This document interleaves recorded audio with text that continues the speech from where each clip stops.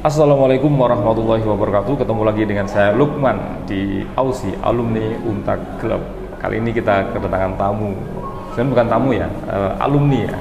Karena semua alumni tidak kita anggap sebagai tamu, tapi family, jadi keluarga. Jadi Dr. Wahid Hidayat. Jadi beliau alumni S3 FISIP ya, DIA seperti itu. Pak Wahid bisa cerita, Pak Wahid asli mana ya? Saya jawab. Boleh. Assalamualaikum warahmatullahi wabarakatuh. Saya cerita pribadi saya, Pak Lukman. Saya berasal dari Bangkalan, Madura. Bangkalan nggak jauh dari kita. Nggak jauh, Pak, dekat. Jadi saya melanglang buana ke Surabaya ini terakhir sekolah S3 DIA ini di Untak Surabaya. Memang pilihan. Kenapa pilih Untak, Kak? Kampus yang lain? Kayaknya lebih mudah. Lebih mudah ya? Lebih mudah. Nah, saya dulu diajak oleh Profesor Dr. Pribadiono. Oh, Pak Pri. Pak Pri, beliau itu ya. Direktur Pasca dulu. Ya. Saya diajak beliau, tapi karena waktu itu saya belum kawin, Pak. Sama orang tua, sekolah, jangan sekolah, kamu kawin dulu gitu. Nikah dulu ya? Nikah dulu, Pak. Nikah dulu. Akhirnya saya baru kecapean di sini di tahun 2000 sekian ini, Pak. Kuliah di sini. Masuk ambil S3 di Untak tahun berapa? 2016-17. 2016-17. Ya. Lulus tahun 2020. 2020. Karena kondisi COVID sehingga saya lebih 1 semester. 7 semester saya sudah, Pak. Pangkalan tinggal di mana? Saya di Bangkalan Kota, Jalan Ki Haji Muhammad Yasin. Berarti kalau ke Surabaya ini pulang pergi berarti? Pulang pergi. Dekat, Pak. 1 jam setengah. Asli putra Bangkalan berarti? Asli putra Bangkalan. Beliau putra Bangkalan asli ya. Jadi, tapi apa ya?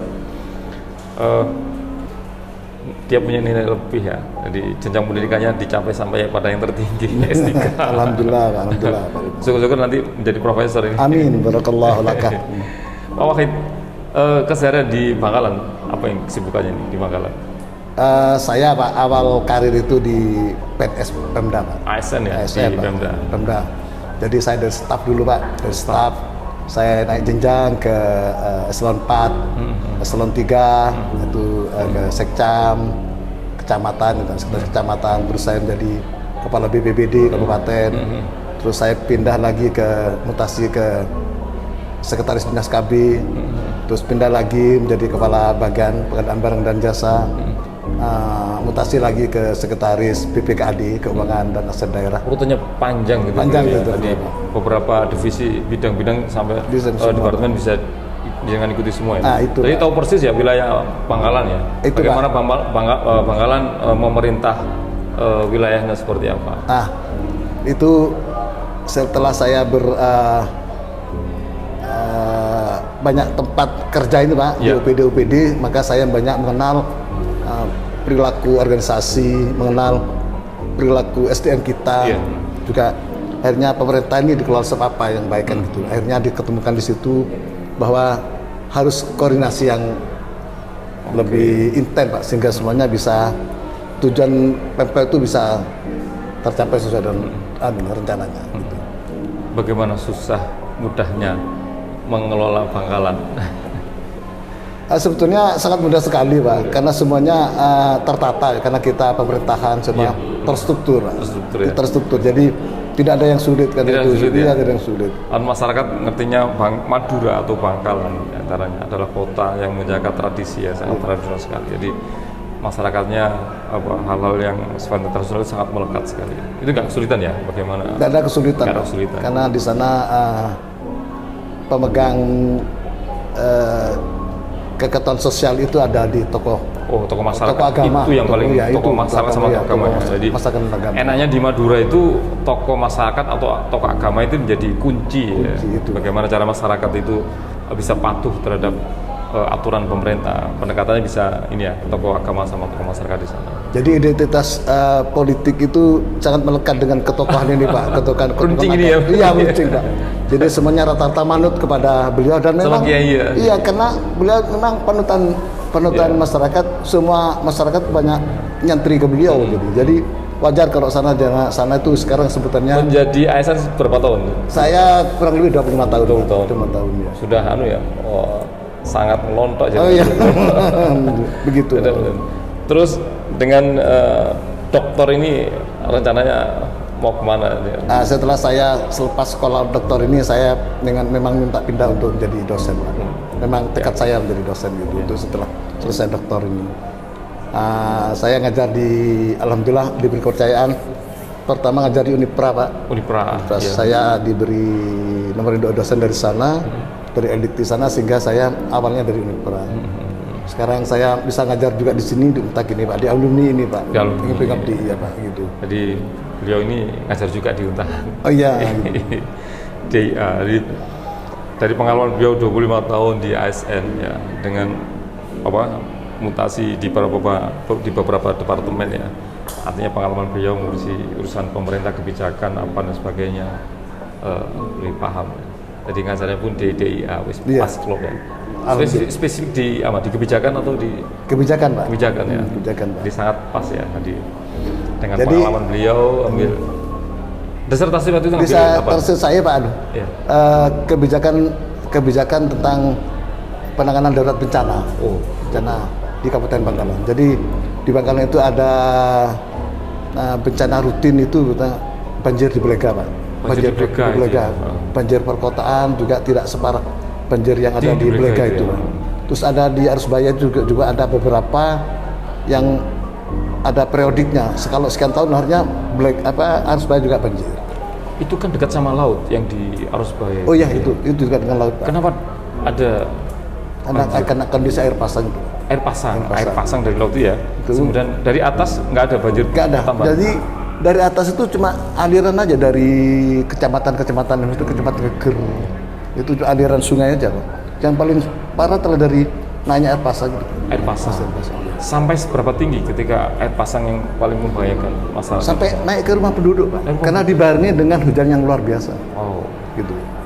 Jadi itu terjadi pas bulan-bulan musim penghujan atau hari-hari tertentu? Atau tepatnya biasanya itu kalau mengalami pasangnya air khususnya di Laut Jaya, di Jawa, di Arusbaya itu memang ada beberapa kali, misalnya di Belega itu 5 kali, nanti ke-6 kalinya itu 7 kali itu banjir nasional seperti Belega itu, Arusbaya dan perkotaan itu. Solusinya apa? Sementara ini, Pak, daerah di sana. Sementara ini, Pak, karena masyarakat di lokasi bencana itu diajari tentang ilmu mengatasi bagaimana kalau terjadi banjir.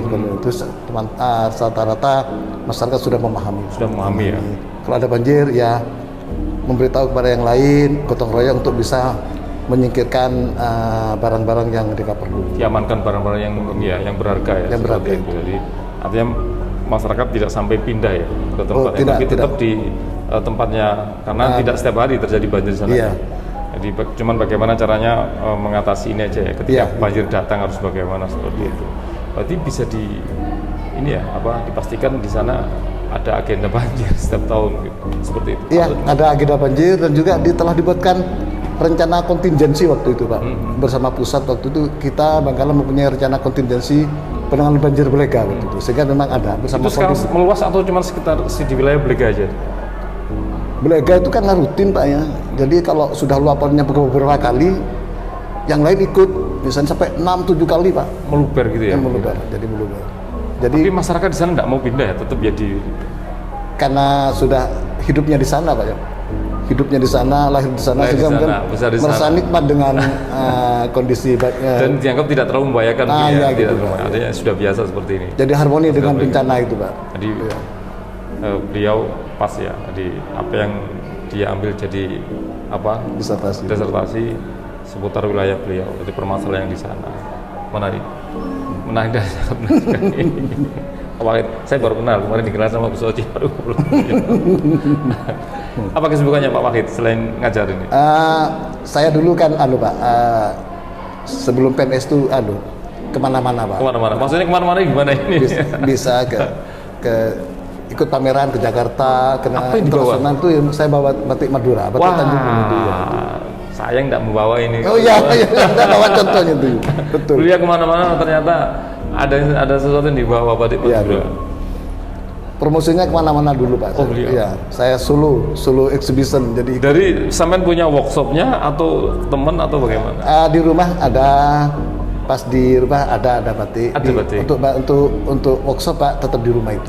Oke. Untuk pengerjaan batik, pengrajin itu di rumah-rumah masing-masing. Oh, di rumah masing. Jadi kita mengembangkan di sisi pemasaran. Oh gitu. Ya, gitu. Jadi dikumpulkan ya, mereka dikasih bahan batik di rumahnya masing-masing, kemudian banyak bentuk Pak. Banyak ada yang bentuk seperti itu, ada yang hasil produksinya kita beli. Oh gitu. Macam-macam. Jadi lebih enak gitu ya, jadi masyarakat terbeli barangnya ya. Iya itu Pak. Sehari berapa produksinya? Kalau dilihat dari jumlah penduduk masyarakat yang ada pengrajin itu banyak Pak, ribuan Pak. Itu di Bangkalan di wilayah mana Pak? Di Tanjung Bumi Pak, Kecamatan Tanjung Bumi ada beberapa desa di sana itu yang memproduksi batik. Produksi batik. Ya. Pengrajinnya menebar. Satu desa atau lebih dari satu desa ya? Lebih Pak. Lebih dari satu desa. Jadi di sana Kecamatan Tanjung Bumi ada 14 desa. Itu sekitar hampir merata semuanya sudah ada pengrajin batik. Tapi yang di kota itu sudah pengrajin batik semua. Wah, menarik. Iya Bu. Jadi beliau ini ternyata di luar dari tidak cukup mengajar, tapi khas tradisi dari Madura juga dibawa kemana-mana, dipromosikan ya, atau dipasarkan ke teman-temannya termasuk ke Jakarta. Sudah sampai kemana aja Pak batiknya dibawa sama Pak? Saya ada ke 3 negara dulu. 3 negara, wah. Saya pernah Malaysia dan Singapura. Malaysia, Singapura. 3 Afrika Selatan. Afrika Selatan. Ya. Kalau ke Jepang itu masih rencana waktu itu Pak, sama Amerika, California waktu itu. Oh, mantap. Pas waktu ada persiapan haji sehingga tidak jadi. Tapi promosinya sudah ke sana. Oke. Pembelinya ada, bayarnya di sana. Di sana itu kirim barang, ikut pameran atau? Saya di sana satu pameran. Solo Exhibition. Yang di mana yang pameran itu? Yang Amerika di Singapura sama Malaysia. Afrika juga. Afrika sama Pak Harto Pak. Oh sama Pak Harto. Abdul Sabekri. Wah, pasti ada fotonya beliau ini. Ada. Gitu. Antusias mereka gimana di luar negeri soal batik Madura? Karena Nelson Mandela itu pakai batik Indonesia dulu, jadi memang luar biasa, Pak. Luar biasa. Jadi di sana batik itu tidak bikin batik jadi. Kalau di Afrika Selatan. Oh gitu. Kalau di Malaysia, Singapura itu orang Indonesia yang ada di sana, hidup di sana, nanti dia membeli, nanti sana yang memasarkan. Oke. Itu sudah jadi baju atau cuman kain aja? Ada kain Pak. Ada kain juga. Ya? Ada permintaan baju juga waktu itu. Memang khas ya batik Madura ya, beda sama batik beda. Batik Madura itu memang khas ya. Khas ya. Jadi model batik Madura itu ada, kalau diaplikasikan itu ada plangkon, ada sarung. Iya, ada sarung. Ada macam-macam itu ya. Jadi ternyata beliau wah menarik profilnya. Ada rencana ke depan kemana untuk batik? Saya ingin mengembangkan relasi lagi dengan Jepang dulu Pak, karena beliau itu nikmat dengan seninya Pak. Oh, seninya, karena beliau tidak memandang dari sisi bisnis tapi dari sisi seni. Oh begitu ya? Iya, orang Jepang itu membelinya dari sisi seni, bukan dari sisi. Jadi kalau dia sudah seperti itu, berapapun harganya pasti dia beli? Iya dibeli Pak. Jadi sejarah batiknya itu dipelajari dulu. Iya, di Jepang kan ada ya batik namanya shibori kalau saya. Iya, itu batik khas Jepang itu. Karena Jepang juga mengembangkan konsep batik, cuman batiknya nggak seperti di Indonesia yang pakai tangan gitu ya. Jadi mereka model sistem lipatan, karena di Jepang kan terkenal origami gitu ya. Jadi lipatan-lipatan itu kemudian mereka celup dengan warna, kemudian buka, akhirnya jadi tekstur yang keluar dari hasil lipatan itu. Dikenal dengan nama batik shibori. Setelah Jepang kemana lagi?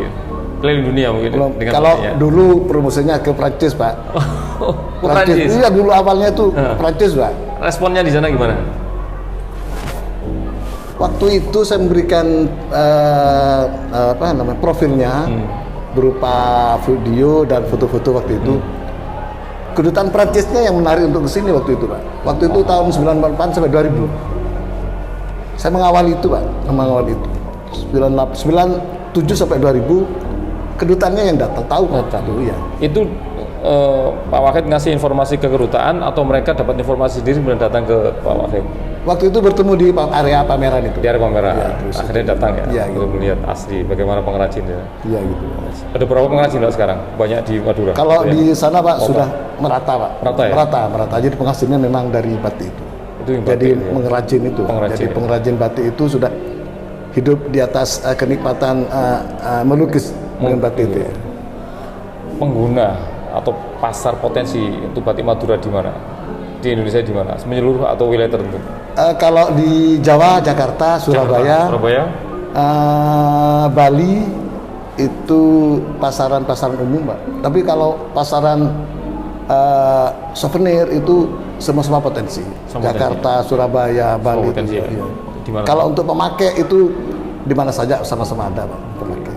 Tapi kalau untuk tingkatan gift itu luar biasa memang.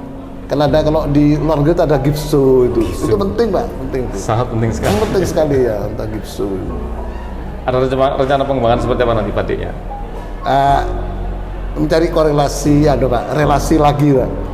Korelasi itu. Jadi dulu relasi itu mati karena bom Bali 2 itu. Bom Bali 2. Tak kembali lagi, Pak.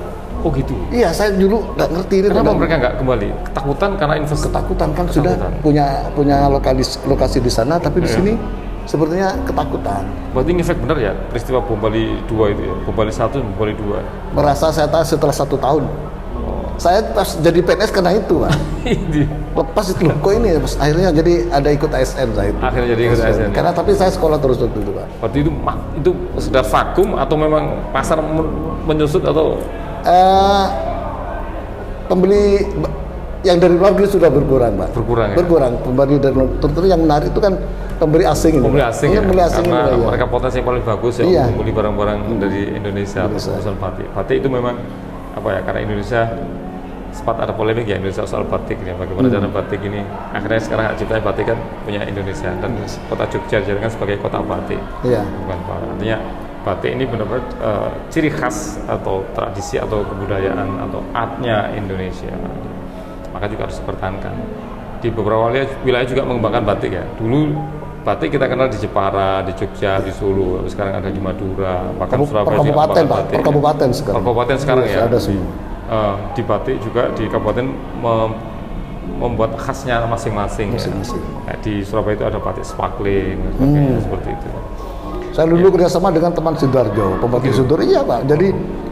Jadi pembeli itu bayar asing itu udah suka, bukan tidak suka apa artinya suka ini, tapi ada yang etnik lagi di Sidoarjo ada dulu Pak. Yang menarik itu juga itu. Jadi bukan batik yang menjadi yang etnik yang punyanya masyarakat betul itu yang dibeli. Orang-orang di luar negeri itu kalau beli batik itu rewel enggak? Atau mudah atau gampang atau seperti apa? Kalau pembelinya dari saya banyak dari Jepang lah. Dari Jepang. Teliti gitu. Dan apa yang mereka lihat dari ketelitian gitu. Seninya Pak. Seninya. Teknologi prosesnya. Prosesnya. Gitu, ya, gitu. Tapi mereka tahu persis ya bahwasanya itu dikerjakan oleh tangan manual, tidak dengan mesin. Diketahui Pak. Diketahui Pak. Mereka lihat persis ya. Karena dia datang ke sana juga Pak. Sampai foto mulai dari mau masuk, mau lokasi, mau ada ini di foto. Proses nyanting ya, kemudian mau warnanya apa. Jadi tahu persis, dan lihat bener hasilnya seperti itu. Jadi tidak mau sekedar produknya, dia datang mempelajari itu. Itu yang membuat mereka ini ya tertarik. Iya.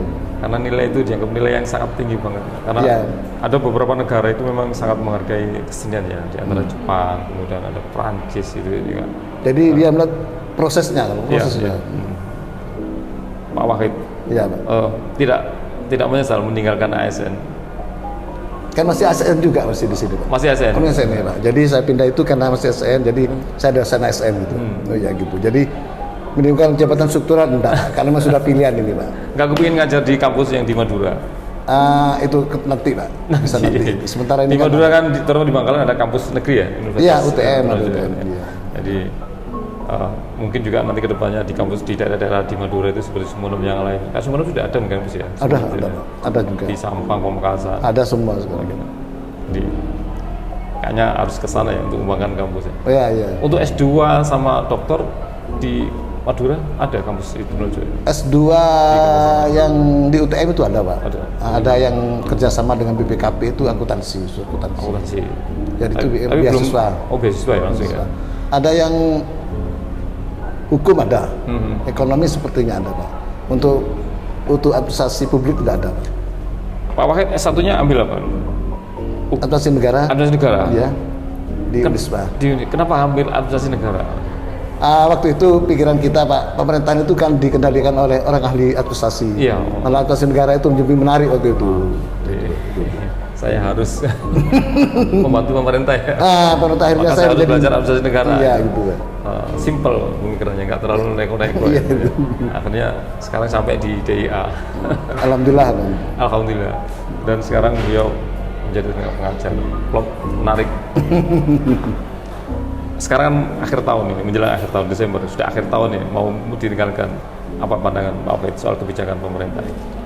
Tadi ngomong ya itu. Kalau kebijakan pemerintah ini menurut saya ke depan Pak, gimana kan tahun ke depan tahun politik ya. Tahun politik ya, 2024. Tahun politik itu proses kenyamanan kesejahteraan masyarakat ini Pak. Ini yang dikhawatirkan ya. Iya kan nyatanya tuh hiruk pikuk. Jadi 2023 ini sudah ini tahun politik ini sampai kan endingnya 2024 ini. 2024 ya. Kalau cari pimpin ini jadi pimpin ini itu kan nanti kalau ini kenyamanannya itu aja. Ya. Lembaga juga gitu Pak. Lembaga kita butuh regulasi yang nyaman, bukan ada regulasi itu yang tabrakan tuh Pak. Ya. Itu yang ada. Semoga pemerintah ini ya bisa ya seperti ini ya. Ya ini stabilitas itu Pak. Stabilitas di stabilitas politiknya di itu, tanah Pak. air ini Iya. menjadi kondusif, enak. Jadi masyarakat nggak bingung ya.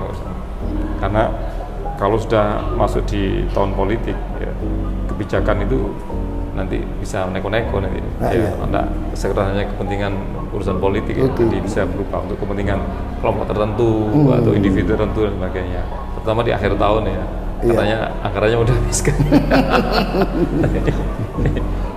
Tertarik di parpol, Pak Wahid? Sementara belum Pak. Sementara belum. Masih senang di akademisi ini. Akademisi ya. Mungkin dari konsultannya pemerintah. Sementara ini masih di akademisi dulu. Kayaknya enak gitu ya. Iya. Jadi ngajar di pengalaman dari ASN, kemudian ditambah dengan sampai di jenjang pendidikan tinggi dan cerita. Lebih banyak cerita Pak dengan kalau ngajar. Iya, ya dari slide itu kita cerita. Saya terutama memotivasi mahasiswa Pak. Karena begini, ketika mengajar itu bukan sekedar ilmunya. Ya. Bagaimana mahasiswa itu Pak tertarik terus selesai Pak. Karena ada yang tidak putus di tengah jalan tuh. Transfer pengalaman itu. ya. Saya pengalaman karena berangkat kita itu tidak sama kondisinya mahasiswa itu. Ada yang berkepunyaan Pak, ada yang kekurangan. Ada yang kekurangan. Betul Pak. Ini bagaimana motivasi Pak? Coba selesai kuliah sudah dulu. Motivasinya. Kalau ilmu kan gampang saja. Yang penting datang kan gitu. Iya. Yang penting sudah selesai Anda berangkatnya 50 pulang lulus nanti 50. Kan gitu Pak. Kadang kita datangnya 50 dan lulusnya separuh Pak. Kan kasihan. Kasihan. Beban lagi Pak. Itu. Motivasi itu ya. Iya. Memberikan motivasi dengan pengalaman yang begitu banyak ya. Ini akan menjadi motivasi bagaimana menjalani hidup ya. Bagaimana cara meraih sesuatu yang dicita-citakan seperti apa. Jadi memang harapannya seorang tenaga pengajar itu punya rute pengalaman yang panjang ya berkali-kali sehingga ketika dia ngajar antara teori sama contoh sampling itu enak dia ngambil contohnya. Itu Pak. Apa yang dia alami pasti akan disampaikan ke mahasiswanya dan mahasiswanya itu akan jadi motivasi ya kepada mahasiswanya. Pak Wahid, menarik Pak Wahid. Iya. Tidak bisa panjang Pak Wahid. Iya. Makasih Pak, terima kasih banyak Pak. Kita perlu ngobrol banyak nanti. Iya. Sama beliau. Kalau ada waktu kita ngomong masalah Madura sama Pati. Iya, siap Pak. Siap. Pak Wahid, Pak Wahid kita punya kata penutup ya. Iya. Kata penutupnya adalah alumni Untak solid dan tangguh. Ya. Namun sebelum kita sampaikan kalimat penutup, Pak Wahid monggo ngomong saran dan pesannya untuk alumni Untak sama yang lain. Terutama untuk putra daerah Madura. Saya karena alumni Untak, saya motivasi untuk semua mahasiswa Untak, alumni juga tetap memberikan motivasi kepada mahasiswa yang saat ini sedang belajar ataupun yang masih dalam konteks jeda, ada yang mau lulus dan tidak lulus, itu tetap maju untuk bisa masuk untuk ke waktu lulus. Apapun hambatannya, tantangannya, silahkan untuk bisa tetap berkiprah untuk tetap lulus S1, S2 sampai S3. Untuk kita, untuk yang di Madura kita kita mari bangkitkan bahwa Madura adalah orang yang santun, orang yang berpendidikan tinggi dan juga bisa jadi pimpin di lini nasional. Untuk saya pribadi, saya di sekolah, di kampus ada pagi sehat, siang semangat, pulang selamat. Barakallahu laka. Ayo bareng-bareng. Alumni Untak solid dan tangguh. Tangannya begini ya. Alumni Untak solid dan dan tangguh. tangguh. Wassalamualaikum warahmatullahi wabarakatuh. Waalaikumsalam warahmatullahi wabarakatuh. Ketemu lagi dengan kita di segmen-segmen berikutnya.